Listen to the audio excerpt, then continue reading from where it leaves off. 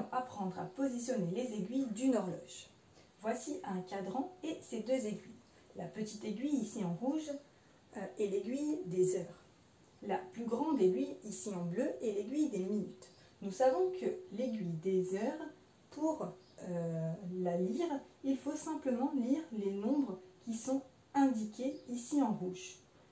Je vois que l'aiguille des heures se situe au niveau du 1, il est donc 1 heure. Quand l'aiguille des heures est entre deux nombres, ici entre 1 et 2, il faut toujours lire le plus petit.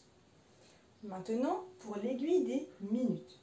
Ici, il ne faut pas lire les nombres écrits en rouge, puisque nous venons de dire que ces nombres correspondaient à l'aiguille des heures. Il faut donc utiliser les nombres qui sont écrits ici en bleu. Très souvent, sur ta montre ou sur les horloges, il n'y aura pas écrit ces nombres en bleu. En effet, à partir du 12, que l'on voit ici, c'est 0 minutes. Et l'aiguille avance de 1 à chaque fois, et 1 correspond à 1 minute. Donc, à chaque nombre d'heures, nous avons 5 minutes de passé. 0, 5, 10, 15, 20, 25, 30, 35, 40, 45, 50, 55. Et nous revenons à 0.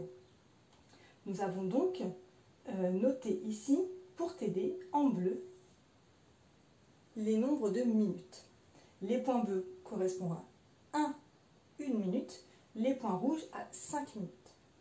Nous allons donc maintenant essayer de positionner 5 heures et 15 minutes.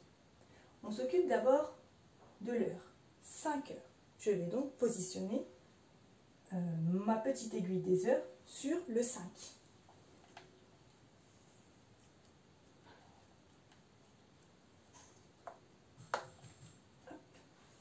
Et maintenant, je vais m'occuper de l'aiguille des minutes, 15.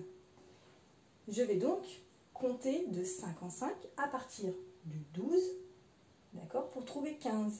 0, 5, 10, 15. Hop, et on voit bien ici écrit 15. Hop. Et voilà, j'ai positionné 5 heures et 15 minutes.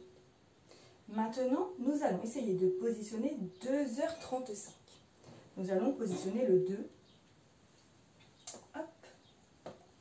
L'aiguille des heures sur le 2. Allez, hop, je tourne. Hop. Ici. Hop.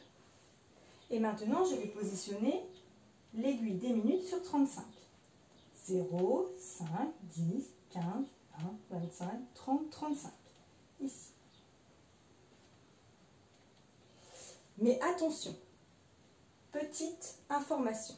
Quand nous dépassons 30, quand nous dépassons la moitié d'une heure, il faut que l'aiguille des heures soit entre deux nombres.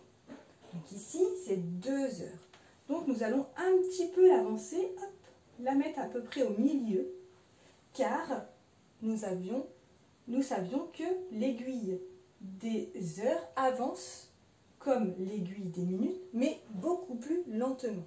Donc elle est à peu près au milieu, entre le 2 et le 3. Et ici, nous avons positionné 2 heures et 35 minutes. Et voilà, maintenant tu sais comment positionner les aiguilles d'une horloge. Maintenant que tu as tout compris, entraîne-toi en faisant les exercices ci-dessous.